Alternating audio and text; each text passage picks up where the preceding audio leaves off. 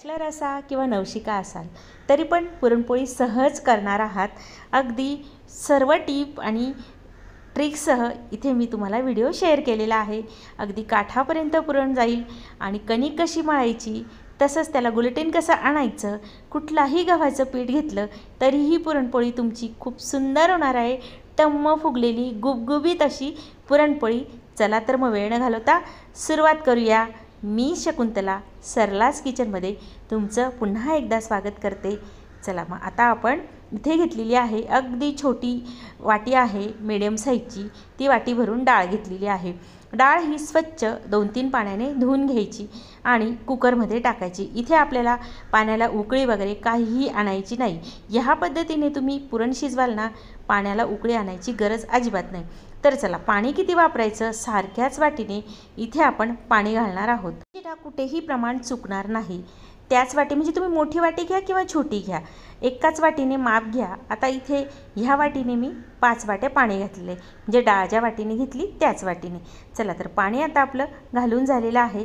आता यामध्ये घालायचं आहे तेल. तेल घालायचं आहे 1 ते 2 चमचे. तुमची डाळ जर थोडी जास्त असेल तर थोडंसं वाढवा, पण एवढं जरी टाकलं ना कितीही डाळ असली तरी चालेल. हळद मात्र आवडीनुसार घाला. मी इथे अगदी पाव चमचा हळद घातलेली आहे. तुम्हाला घालायची नसेल तर नाही घातली तरी चालेल. आता चांगलं मिक्स केलं, झाकण लावायचं आणि गॅसवर आपल्याला हा कुकर ठेवायचा आहे. गॅसवर कुकर ठेवल्यानंतर गॅसची फ्लेम फुल ठेवायची आहे. फुल गॅसवर आपण याच्या 2 शिट्ट्या करणार आहोत आणि मंद आचेवर 3 ते 4 शिट्ट्या करायच्या. तर आता इकडे डाळ शिजते तोपर्यंत आपण कणिक चाळून घेऊया. इथे मी ही रेडीमेड आशीर्वाद आटाचं पीठ घेतले. हा माझा प्रमोशन व्हिडिओ नाही आहे, माझ्याकडे हेच पीठ होतं आणि मला तुम्हाला दाखवायचं होतं की तुम्ही कुठल्याही गव्हाचं पीठ घ्या, कुठलंही पीठ घ्या तरी पण पोळ्या छान होतील. तर आता इथे मी वस्त्रगाळ करून घेतलं. एखादी ओढणी घ्या, छान असं पीठ गळेल अशी बांधून पीठ आपण चाळून घेतलेलं आहे. तर या पिठातल्या आपण वाट्या घेणार आहोत, म्हणजे ह्या वाटीनेच पीठ आपण मोजणार आहोत. अगदी सारख्याच वाटीने इथे मी 4 वाट्या कणिक घेतलेली आहे, बघू शकता. आता हे उरलेलं पीठ मी काढून ठेवणार आहे. म्हणजे मी चाळताना असं काही मोजून घेतलं नव्हतं, पण आपल्याला कणिक मळताना ना पीठ पूर्ण मोजून घ्यायचं आहे. उरलेलं पीठ साईडला काढून घेतलेलं आहे आणि आपण आता कणिक मळायला घेणार आहोत. आता मळताना इथे मीठ घालायचं आहे. अगदी पाव चमचा मीठ इथे मी घातलेला आहे. हा छोटा चमचा आहे आणि 1 चमचाभर तेल घातलेलं आहे. थोडीशी हळद घाला, छान असा कलर येतो पुरणपोळीला. अगदी आवडीनुसार घाला, नाही घातली तरी चालेल, पण घातलीत ना खरंच छान होतील पोळ्या. तर आता कणिक मळून घेऊया. थोडं थोडं पाणी घालून रोजची कणिक जशी तुम्ही पोळ्यांची म्हणजे चपात्यांची मळताना त्याच पद्धतीने अगदी कणिक मळायची आहे. अजिबात कट्ट पातळ वगैरे काही विचार न करता मस्त रोज कणिक आपण मळतो ना त्या पद्धतीने कणिक मळायची. कणिक छान अशी मळून झालेली आहे. मळलेली कणिक थोडं थोडं पाणी लावून मऊ करायची आहे. अगदी हाताला पाणी लावायचं आणि मऊ करायची. मऊ करताना काय होतं, ही कणिक ना गुलटेन तयार होतं पाणी लावल्यामुळे आणि थोडीशी मऊसूद होते. आता ही कणिक आपल्याला चांगली अशी मुरू द्यायची आहे. आता हा गोळा मी वाडग्यामध्ये ठेवला आहे. अजिबात काही पाणी वगैरे न लावता झाकण ठेवून याला आपण मुरू देऊया. इकडे आता आपलं कुकर पण झालेलं आहे, म्हणजे डाळ आपली शिजून झालेली आहे. डाळ शिजल्यानंतर याला गाळ होऊ द्यायचा. कुकर गार झालेला आहे. डाळ कशी शिजली बघून घेऊया. डाळ अगदी मस्त अशी शिजलेली आहे. अगदी डोळ्यांना लगेचच दिसते. डाळ खूप छान शिजली आहे. खूप अशी गाळ नाही घाललेली आणि खूप अशी कडक पण नाही आहे. अगदी व्यवस्थित अशी मऊ झालेली आहे. बघा तुम्हाला मी दाखवते, आहे ना, अगदी व्यवस्थित डाळ शिजलेली आहे. आता अशा पद्धतीची डाळ तुम्ही शिजवली ना खूप छान आपलं पुरण होतं. पण आता आपल्याला हे वाटायचं नाही आहे. वाटायचं म्हणजे एखाद्या चाळणीत घ्यायचं, चाळत बसायचं वगैरे काहीच करायचं नाही. आता यामध्ये घालायचं आहे आपल्याला पाणी. 1 ग्लासभर मी इथे पाणी घालते, कारण कटाची आमटी पण आपल्याला करायची असते ना, तर त्यामुळे. तर आता हे पाणी घालून थोडीशी आपण गॅसवर ठेवून उकळी घेणार आहोत. उकळी घेतल्यामुळे काय होईल, डाळीचा थोडंसं म्हणजे पाणी आहे ना ते घट्ट पाणी निघेल आणि आपली कटाची आमटी चवदार होण्यास मदत होते. तर आता याला आपण चाळणीतून गाळून घेऊया. पाणी आपण बाजूला केलेलं आहे आणि सर्व डाळ आपल्या चाळणीत आपण काढून घेतलेली आहे. डाळ काढल्यानंतर ही डाळ आपण थोडीशी गार होऊ द्यायची. गार झाल्यामुळे काय होईल, पुरण आपलं छान असं घट्टसर होईल, पण घट्ट पुढे आपल्याला करायचं आहे अजून एका पद्धतीने. तर चला, डाळ आपली मस्त गार झालेली आहे, अगदी व्यवस्थित अशी कोरडी पण दिसत आहे. आता यामध्ये अगदी सारख्याच वाटीने इथे मी गूळ पावडर घातलेली आहे. तुमच्याकडे खड्याचा गूळ असेल तर तोही तुम्ही फोडून घालू शकतात, म्हणजे भेलीचा गूळ. आता इथे अगदी पाव चमचा वेलची पूड घातलेली आहे. वेलची पूड घातल्यानंतर थोडंसं जायफळ आपल्याला किसायचं आहे. जायफळ नक्की किसा, खूप छान वाटतं. आमरसाबरोबर ही पुरणपोळी खूप छान लागते. ह्या सीझनला तुम्ही अशा पद्धतीची पुरणपोळी नक्की करा आणि आवडलं ना सबस्क्राईब करायला मात्र विसरत जाऊ नका हां. चला, आता चांगली मी डाळ आणि गूळ चांगलं मिक्स करून घेतलेलं आहे. तर आता याला आपण मिक्सरमधून दळून घेणार आहोत. आता कसं आहे, बॅचलर असाल, तुमच्याकडे चाळणी नाही, काही नाही, काय करायचं, तर चाळायचं कसं हे पुरण, किंवा पुरण यंत्रातून दळायचं कसं. अगदी मिक्सर मात्र सगळ्यांकडे असतं. नसेल मिक्सर ना, तुमची पोह्याच्या चाळणीवरही तुम्ही रगडून काढलं ना तरी तुमचं पुरण तयार होणार आहे. तर बघा, मिक्सरमधून मस्त मऊसूद असं आपलं हे पुरण दळून झालेलं आहे. तर आता याला आपल्याला थोडंसं घट्ट करायचं आहे, कारण आपण ह्या तव्याच्या पुरणपोळ्या करणार आहोत. जर तुम्ही खापराचे मांडे करत असाल ना तर असं पुरण मात्र चालतं हां. तर कढईमध्ये आता आपण ह्या पुरणाला जरा चटका देणार आहोत.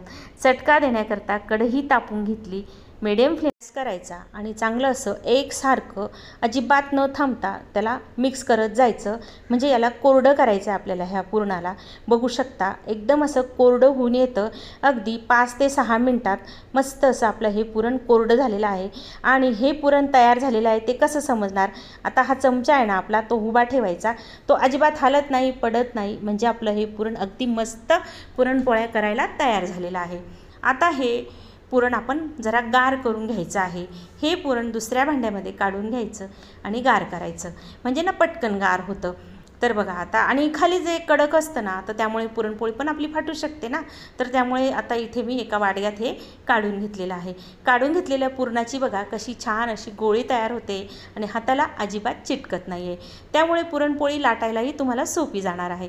तर आता आपण कणिक बघूया. कणिक आता 10 ते 15 मिनटं छान अशी मुरलेली आहे. अगदी मस्त गुलटेन तयार झालेला आहे. हिला आपण अशी ओढून घ्यायची, म्हणजे ना लांब लांब असा हिचा तार तयार होतो आणि त्यामुळे आपली ही कणिक अगदी मऊसूद होते. अजिबात कसं कणिक मळायची याचं टेन्शन न घेता बघू शकता आपली कणिक तयार झालेली आहे. तयार झालेल्या कणकेचा आता आपण हव्या त्या आकारात पुरणपोळ्या मात्र करू शकतो. मी मात्र ह्या एवढ्या याचे 4 गोळे करणार आहे, कारण ना मापात मी तुम्हाला सांगितलेलं आहे.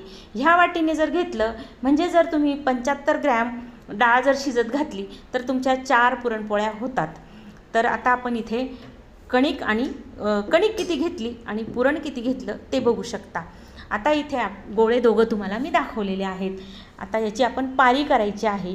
कणकीची पारी करताना काठाला मात्र दाबत जायचं आणि खाली ना थोडंसं जाडसर ठेवायचं, कारण जर तुम्ही ही असं जाडसर ठेवलं ना, पुरणपोळी अजिबात फाटत नाही, अगदी काठापर्यंत पुरण जायलाही मदत होते. आता ही पारी मस्त अशी तयार झालेली आहे. तुम्ही उकडीचे मोदक करताना अगदी त्याच पद्धतीने ही पारी मी तयार केलेली आहे. आता हा पुरणाचा गोळा यामध्ये टाकायचा आणि हळूहळू प्रेस करत करत आपण हे मोदकासारखं कणिक जवळ आणत आपण हा उंडा तयार करून घ्यायचा आहे पुरणपोळीचा. बघू शकता अगदी मस्त असं पुरण आपण दाबून दाबून भरून घेतलेलं आहे. आणि आता याला थोडंसं एका जागी प्रेस करायचं. राहिलेली जी कणिक असते ना ती काढून घेतली तरी चालेल, पण नाही काढली तरी चालेल. चला आता आपण याला लाटून घेऊया.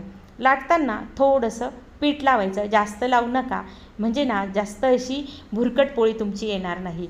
आता हाताने थोडा थोडा दाब देऊन पुरण अगदी मस्त काठापर्यंत आपण आणलेलं आहे. काठापर्यंत आणल्यानंतर थोडंसं पीठ घालायचं, म्हणजे पोळपाटावर, आणि अगदी हलक्या हाताने मस्त अशी पोळी लाटायची.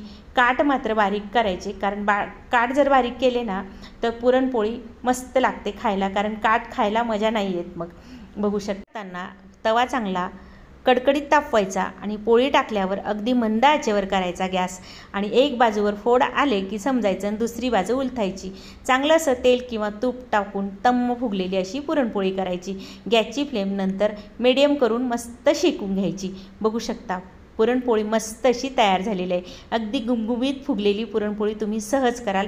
अगदी सेम पद्धतीने आपण दुसरीही पुरणपोळी करून बघूया। सारख्याच आकारात उंडे घ्यायचे आणि सारख्याच आकारात पुरण घ्यायचं आणि मस्त असं दाबून दाबून व्यवस्थित अशी पारी तयार करून पुरण भरलेलं आहे। आता पोळी आता हलक्या हाताने पुन्हा मी ही लाटून घेत आहे, म्हणजे अशाच पद्धतीने आपल्याला सगळ्या पुरणपोळ्या करायच्या आहेत। मी अगदी थोड्या प्रमाणात तुम्हाला दाखवलेलं आहे, पण हे थोडं प्रमाण अगदी व्यवस्थित आहे, त्यामुळे काय होईल तुम्हाला पुरणपोळी करायचं अजिबात टेन्शन येणार नाही।